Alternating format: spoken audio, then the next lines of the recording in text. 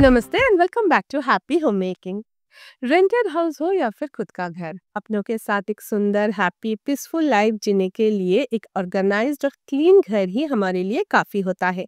एक ऐसा घर जहां बहुत सारे हैप्पी मेमोरीज क्रिएट हो सके। डेकोर उतना जरूरी नहीं है, लेकिन फिर भी घर को सजा कर रखना हम सब पसंद करते हैं।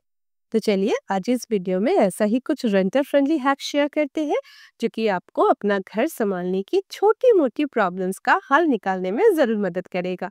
वीडियो पसंद आए तो इसे लाइक करना और चैनल पर अगर नए हैं तो सब्सक्राइब करना बिल्कुल ना भूले। Now let's jump into today's video.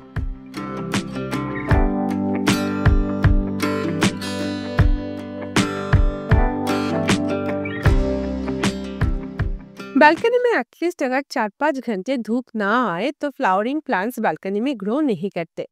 मेरी बालकनी में पूजा करने के लिए रखा हुआ बेसिक फ्लावरिंग प्लांट्स में भी बहुत कम फ्लावर आते हैं। हाई मेंटेनेंस फ्लावरिंग प्लांट्स को तो मैं कभी भी ग्रो नहीं कर पाई, इसलिए मैं ये आर्टिफिशियल बोगनविला लेकर आई। एक चीज हमेशा ध्यान में रखना, अगर आप आर्टिफिशियल प्लांट से घर सजाना चाहते हैं तो एकदम चीप क्वालिटी के प्लास्टिक के प्लांट्स या फ्लावर्स के लिए पैसे खर्च ना करें। इस तरह के आर्टिफिशियल प्लांट्स घर को सुंदर बनाने के बदले एक टैकी लुक देता है, बहुत खराब दिखता है। Real looking artificial plants pricey होता है, लेकिन एज अ डेकोर पीस आपके घर को एनहांस करता है और ये जल्दी से खराब भी नहीं होता, इसे क्लीन करना भी आसान होता है। इसलिए घर सजाने के लिए अपने बजट के अकॉर्डिंग या तो रियल प्लांट्स पे इन्वेस्ट करें या फिर बहुत सोच समझकर प्लानिंग करके रियल लुकिंग आर्टिफिशियल प्लांट्स पे इन्वेस्ट करें। लेकिन एक चीज मैं जरूर बोलना चाहूंगी कि डेकोर आपके घर के लिए सबसे लिस्ट इम्पॉर्टेंट चीज है, तो कोई भी डेकोर पीस में इन्वेस्ट करने से पहले बार बार सोच लीजिएगा।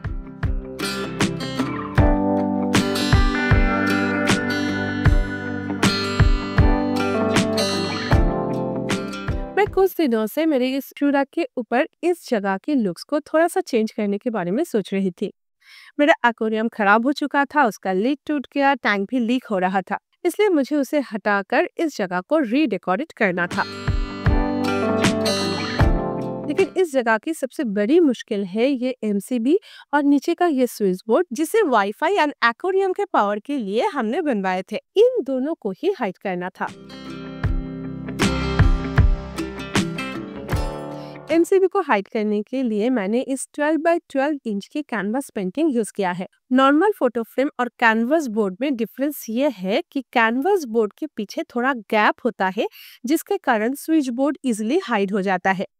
पेंटिंग हैंग करने के लिए मैं इस तरह के सेल्फ एडहेसिव हुक यूज किया। थोड़ा सा ग्रीन तो ऐड करना ही था और ये की होल्डर को ही चेंज कर दिया।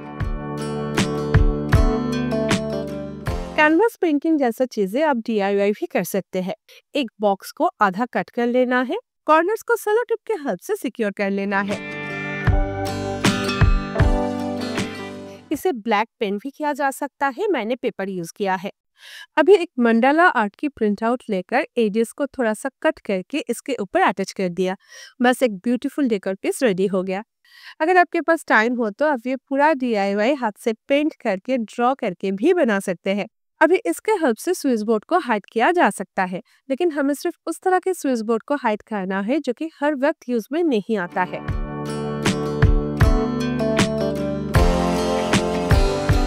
इस बॉक्स को तो इधर ही रखना था, लेकिन ये मैच नहीं कर रहा था, इसलिए एक डीआईवाई बॉक्स के अंदर इसे हाइड कर दिया। बाद में मैं इसे रिप्लेस करके एक विकर बास्केट रख दूंगी।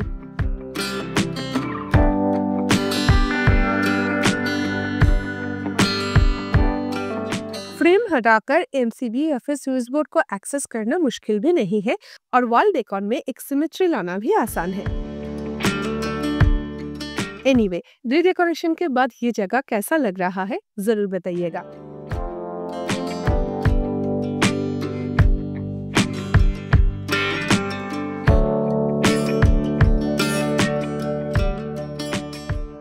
रूम में हम जब एसी ऑन करते हैं तो दरवाजे खिड़कियां हमें बंद करना पड़ता है, और दिन में अगर एसी ऑन करना पड़े तो बाहर से कॉलिंग बेल की आवाज सुनाई नहीं देती।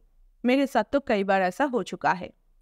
इसलिए आजकल मैं इस तरह की एक वायरलेस कॉलिंग बेल यूज कर रही हूँ। ये बेल है, इसे आपको किसी भी प्लग पॉइंट के साथ अटैच करना है और ये इसका स्विच है। इसके साथ डबल साइडेड टेप दिया हुआ है।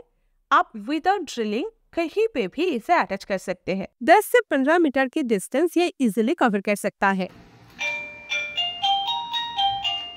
आप इसका साउंड भी चेंज कर सकते हैं।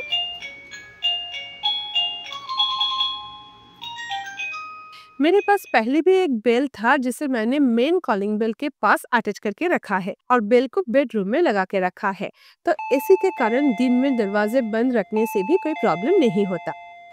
अगर आपके घर में कोई बुजुर्ग है तो उनके बेड के आसपास भी आप ये स्विच लगा के रख सकते हैं और बेल आपके बेडरूम में रखें।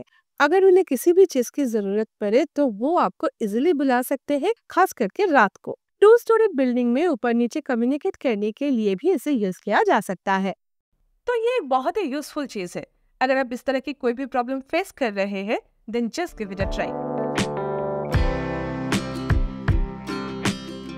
ये स्टील नैपकिन आजकल बहुत पॉपुलर है। इसके साथ आपका एक्सपीरियंस क्या है मुझे पता नहीं, लेकिन मेरा एक्सपीरियंस बहुत अच्छा नहीं है। मेरे हिसाब से ये steel napkin traditional steel roll का रिप्लेसमेंट नहीं है।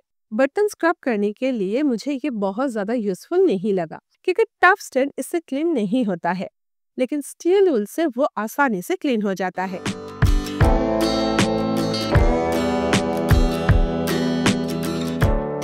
मैंने ये भी नोटिस किया है कि इसका जो रफनेस है वो भी 2-3 यूज के बाद चला जाता है और ये स्मूथ हो जाता है। बर्तन क्लीन करने के लिए ये नैपकिन यूजफुल नहीं है, लेकिन आप इसे दूसरे तरीके से यूज कर सकते हैं, जैसे कि मटका क्लीन करने के लिए, सेरामिक क्रॉकरीज को स्क्रैच फ्री क्लीन करने के लिए, ग्लासेस क्लीन करने के लिए, वॉश बेसिन भी इसके हेल्प से क्लीन किया जा सकता है। तो अगर आपको भी ये स्टील नैपकिन उतना पसंद नहीं आया है तो उसे इस तरह से यूज में ला सकते हैं।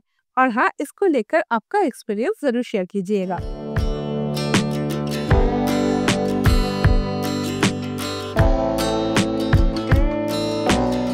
साड़ी स्टोर करने के लिए इस तरह के प्लास्टिक साड़ी कवर यूज करना अवॉइड करने की कोशिश करें। एक तो ये बहुत जल्द खराब हो जाता है और दूसरा इसमें साड़ी भी बहुत दिनों तक अच्छी नहीं रहती। बेस्ट है इस तरह के खादी साड़ी बैग यूज करना। इसका क्वालिटी भी अच्छी होती है, जिप भी दिया हुआ है और नीचे मेश बैग भी है, तो अंदर कौन सी साड़ी है वो इजीली पता चल जाता है। और कॉटन मटेरियल होने के कारण बैग के अंदर साड़ियाँ खराब भी नहीं होते।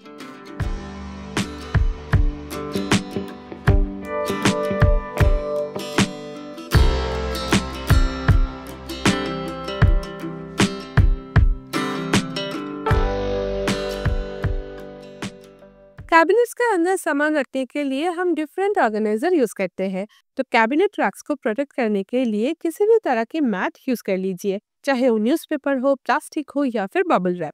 लेकिन मुश्किल ये है कि ये सारी चीजें ड्यूरेबल नहीं होता है, कुछ ही दिन बाद इसे रिप्लेस करना पड़ता है।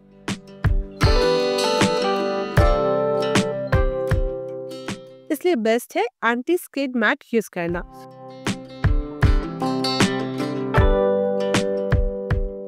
थोड़ा अच्छी क्वालिटी के मैट यूज करेंगे तो कैबिनेट रैक की लैमिनेट्स भी प्रोटेक्ट हो जाता है। बास्केट वगैरह निकालते हुए मैट भी अपनी जगह से बार बार खिसकता नहीं है और कैबिनेट को एक नीट लुक भी देता है।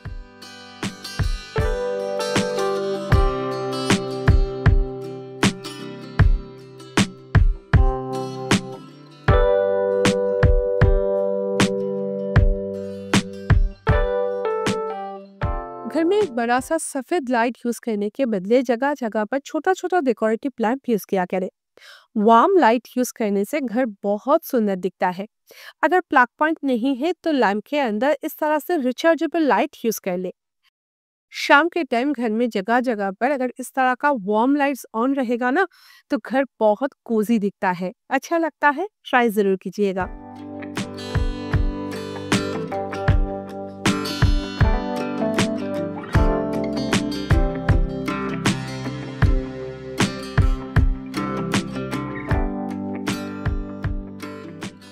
तो आज के लिए बस इतना ही। वीडियो पसंद आए तो इसे लाइक करना और चैनल पर अगर नए हैं तो सब्सक्राइब करना बिल्कुल ना भूलें।